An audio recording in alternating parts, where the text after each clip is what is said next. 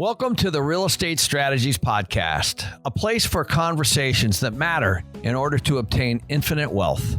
I'm your host, Ken McElroy. This show is meant to keep you updated on what is going on in real estate while getting you on track to have infinite wealth and financial freedom.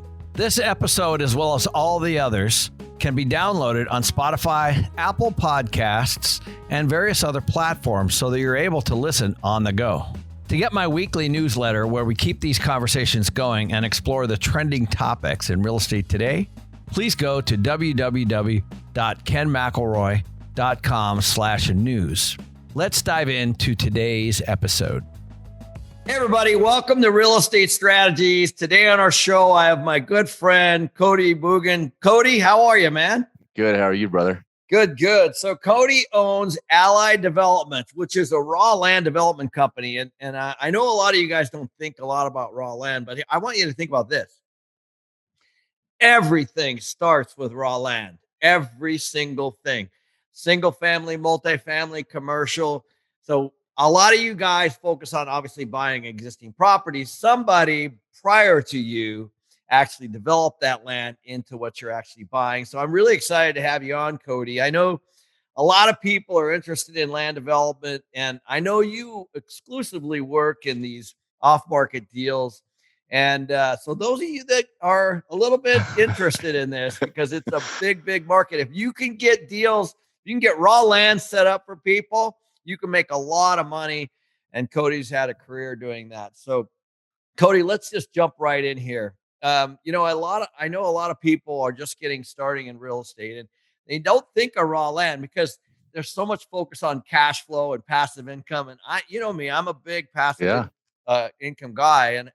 And so what happens a lot of times is people kind of overlook this, right? And so can you talk about why I agree with this. Why is raw land a great option to get started in? Well, I'll just start with this, and you touched on it earlier. Who controls the deal or controls the dirt controls the deal. Right. Pure and simple. It starts with the dirt. So, and even if you're into passive cash flow, to me, who understands the dirt game, right, has a huge advantage over those that don't.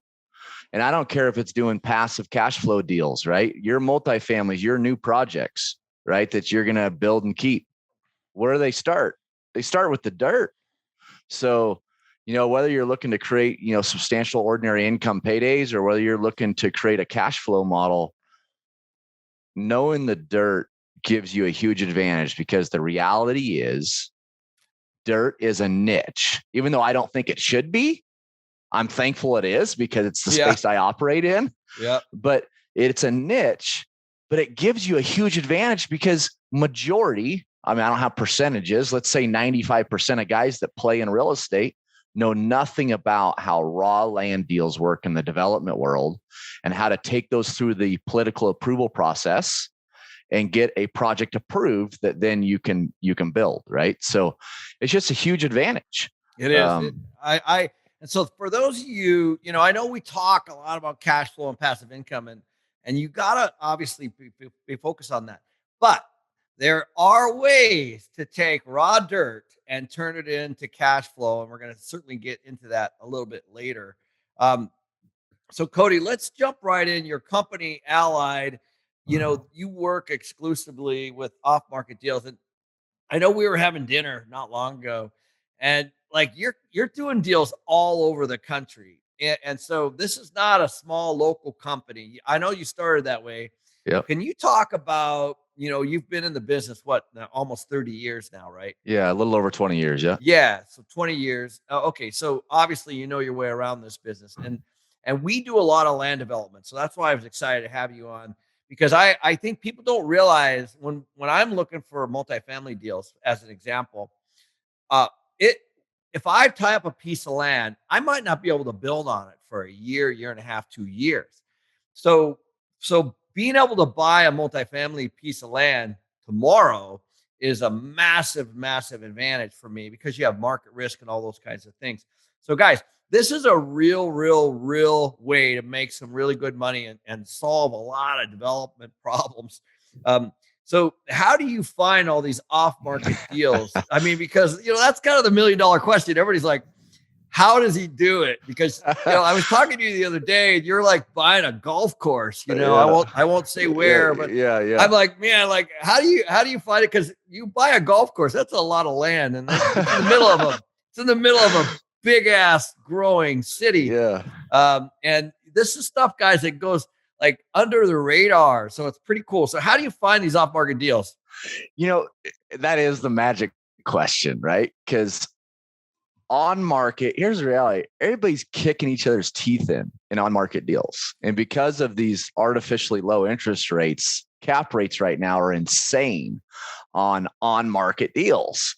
And so I just decided, beginning of my career, I just wanted nothing to do with on market. Now in a depressed market, that's different. But in a market like this, I'm the only one at the table majority of the time talking to a property owner. That's a huge advantage. So the magic question, how do I find these deals? So I'll tell you how I find them, but let me say this. It's not that I have some magic sauce. It's that I choose to put in the work, right? I choose to pound the pavement. I want to be careful about using the word lazy, but we choose to put out that energy, that effort. And so, I mean, we do it with technology today, because you mentioned how we're right now scaling across the country. We're literally able to scout out land across the country remotely, virtually through technology. And so, we work with title companies, and basically we come up with a criteria, right? So let's say, like right now, we're opening up the Dallas market. And I come up with a criteria. Where in town do I want to be?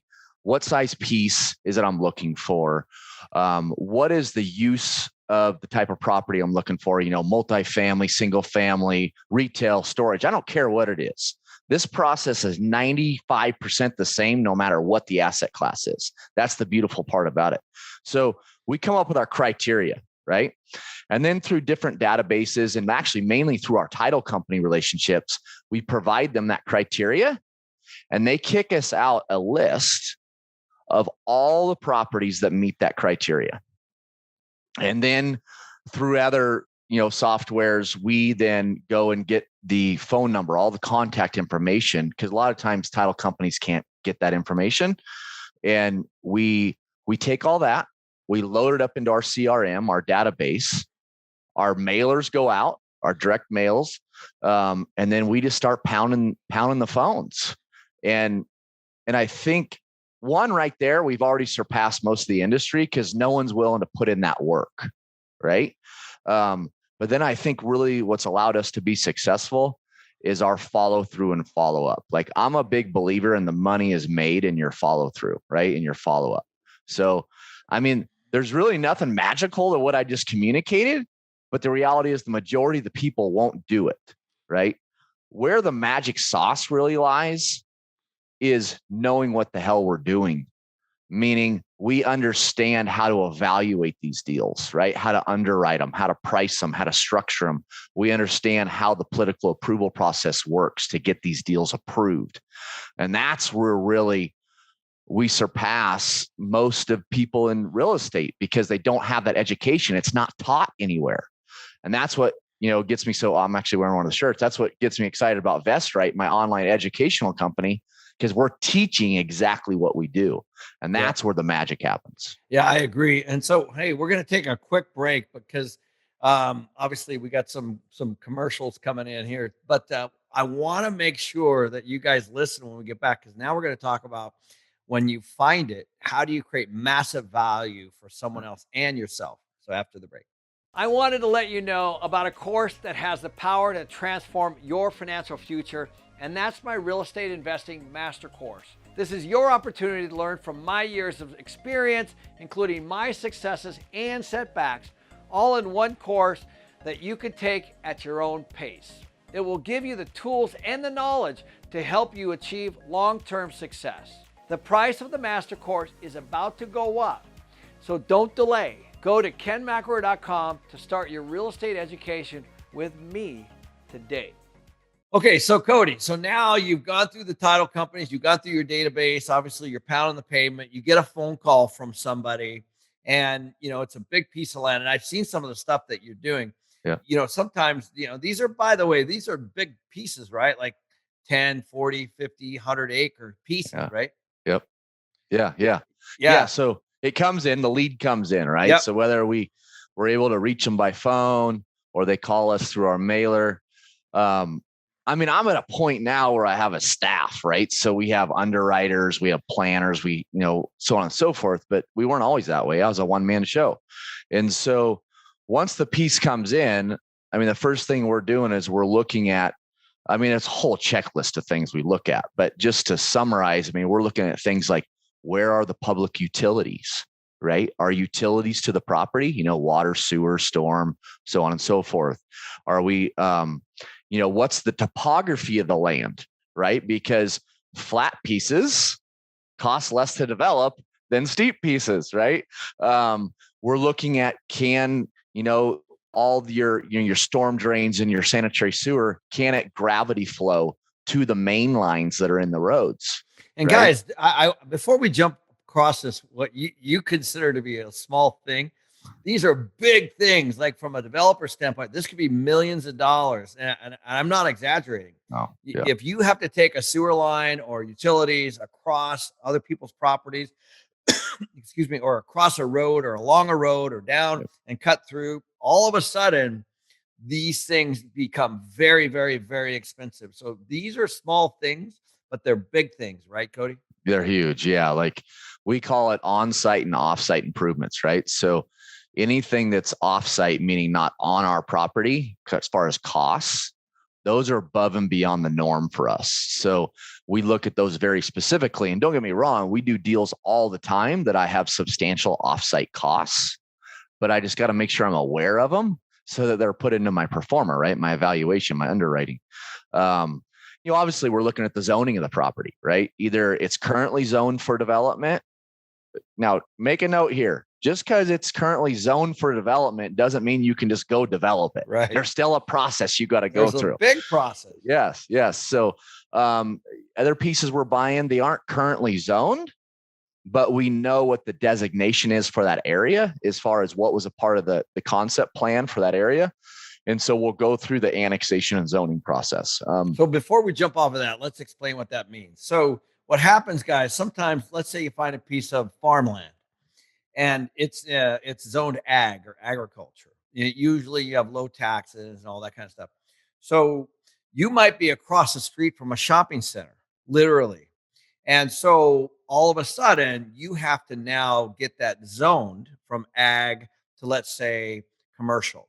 And there's a process there. And when Cody's talking about the overlay, the city and the counties have actual maps that actually tell you like the path and what's happening. So this is all online and all public. You just go look at these things, and but there's a process, right, from bringing it from ag to commercial, and that could take months or it could take years. Yep, that's right. Right. Yeah, and it's I think the most common mistake is, and probably a lot of your audience is, they're used to going in and buying an existing building, right? And they're doing a value add play or whatever. Or they've come from residential real estate and they know how you go and you buy a home and you have your 10-day inspection period and you close, 30 days later or 15, whatever it is. Like, this space is completely different. If there's one thing you could take from this call, it would be this, because it is so important and it's a huge misconception in the space. First of all, I grew up in a small little town. I'm a high school graduate. So I'm a meat and potatoes 101 guy. So I have this little thing, and it's that if you're going to pay for a diamond, you got to make sure it's a diamond. Okay. And so if I'm going to pay development values for a piece of land, I've got to make sure I can actually develop it.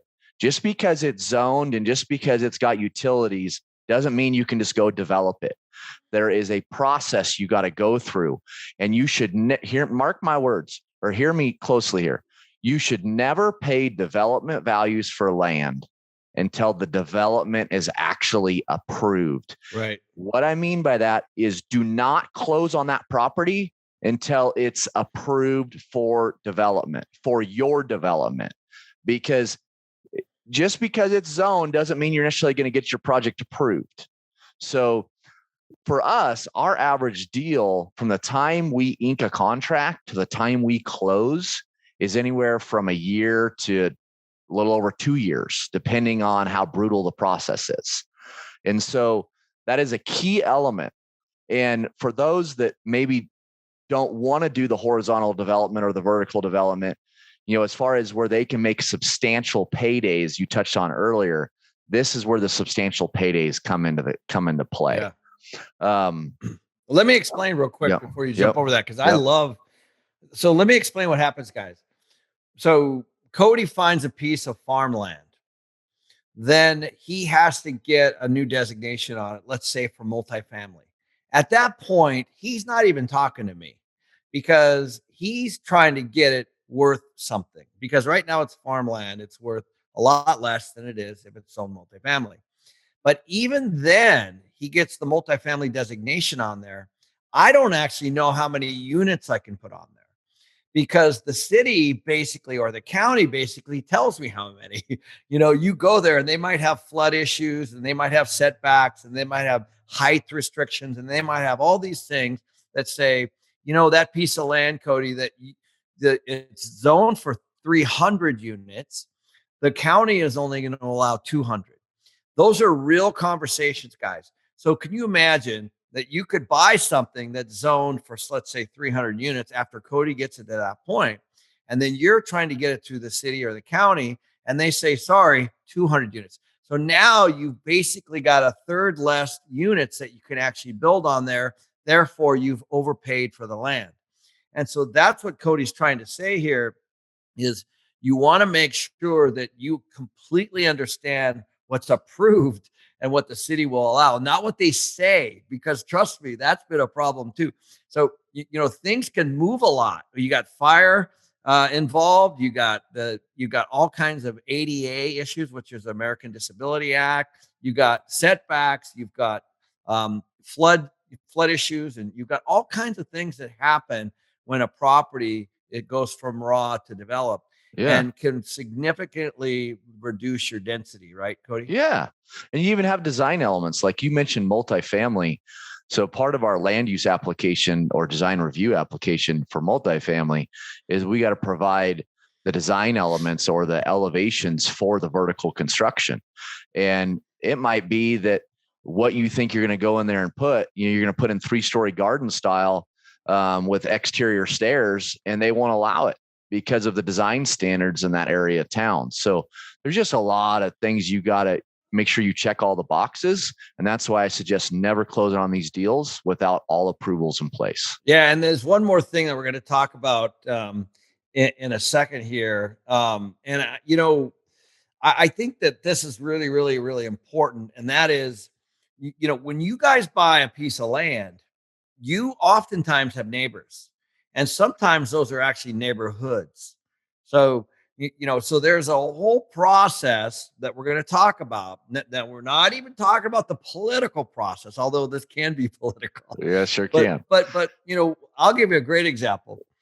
We actually had to fund and build a community center for the community as part of a land development. And it was totally above board. They said it cost us, I think, $400,000. But it was part of, the acceptance. And so there are a ton of things that go on in land development, guys. And we're going to talk about that in a minute. I'm going to ask Cody what advice he has for people looking to get started in real estate and land development after this. This is over on the premium side. So if you're subscribed, head on over. If not, go to kenmcelroy.com. Cody, as always, thanks a lot. I appreciate it. We're gonna do a second one of these, guys, and we're going to talk about the political approval process and all the things that you have to do to get across the goal line on some of these, because that is actually where the money is actually made. So Cody, as always, thanks, brother. Yeah, man.